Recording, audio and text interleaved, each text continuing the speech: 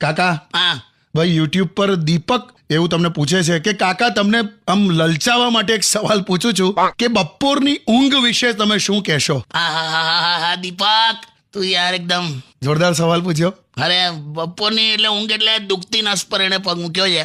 એમ બપોરની ઊંઘ વિશે તને કહું ને તો એના જેવું દુનિયામાં કઈ જ નહીં. હા એમ ભાઈ તું દીવ દમણ ગોવા જઈને પાર્ટી બાટી કરીને જેટલો નશો નથી કરતો ને એટલો મને બપોરે દાળ ભાત ખાઈને થાય છે. क्या बात कर रहे हैं?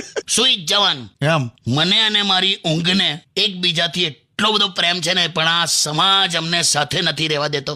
લા તમે તો ખરું. તો પછી સારું એક તમને એક સિચ્યુએશન આપું.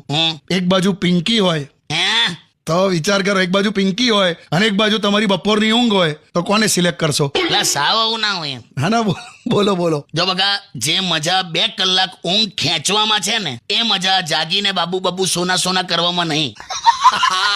એટલે ઊંઘ જ સર્વપ્રેમ. બિલકુલ. તને જીવનનું કડવું સત્ય કહી દઉં. શું? અડધી રાત્રે જે ભૂખ લાગે ને એવી તો દિવસે જ નથી લાગતી, સાચી વાત. અને દિવસે જે મીઠી ઊંઘ આવે ને એવી રાત્રે નથી આવતી. 100% વાત સાચી. હા કાકા, અને આવું તો મારી હાથે પણ થાય છે. તો પછી પણ કાકા આ બધી છે ને આળસ છે, આળસ.